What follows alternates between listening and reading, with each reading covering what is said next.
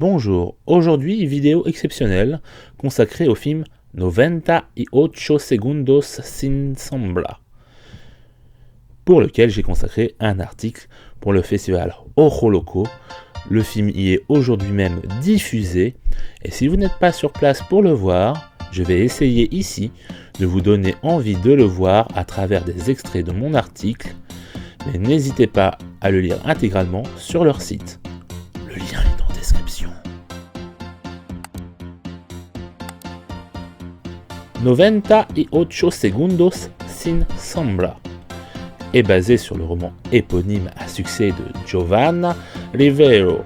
Le second long métrage de fiction de Juan Pablo Richter raconte l'histoire d'une jeune fille de 16 ans, Genoveva, qui ne pense qu'à fuir sa réalité quotidienne d'une petite ville de l'Est bolivien qu'elle aime appeler le cul du monde. Ce récit d'apprentissage tranche par son onirisme à travers les rêvasseries de Genoveva, un voyage cosmique, un zombie vaudou ou une fugue avec son petit frère et un guide spirituel.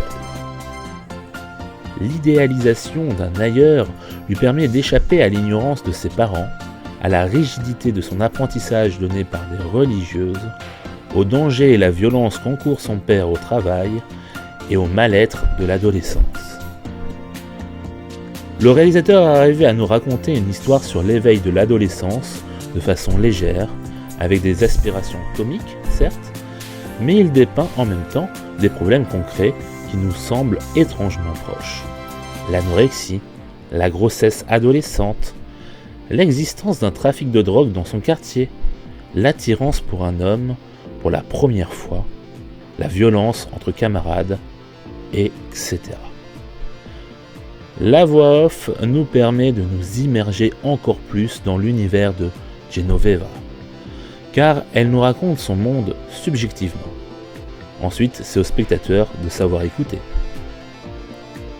Dans des scènes surréalistes, fantastiques, le réalisateur rend hommage à certains cinéastes qu'il affectionne, notamment Dario Argento, avec la scène dite rouge, où des corps jonchent le sol.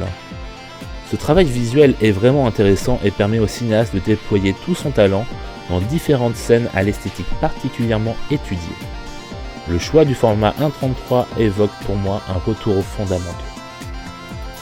Pour ceux qui voudraient comparer le film au roman, sachez que cela serait vain et injuste, car Juan Pablo Richter a tout fait pour nous transmettre l'essence de ce merveilleux personnage qu'est Genoveva, sans singer le roman. Il a su s'en éloigner afin que le personnage prenne son envol. Certes, certains regretteront que des passages n'apparaissent pas dans le film, ou bien que la fin soit différente, mais cela importe peu face au résultat.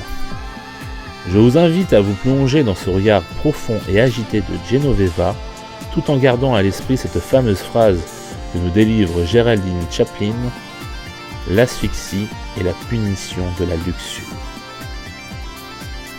Bien entendu, si vous voulez aller encore plus loin, allez lire mon article sur le film disponible sur le site internet du festival Ojo Loco, dans lequel je reviens également sur le travail musical du compositeur Gabriel Lema, sur lequel il y a bien des choses à dire.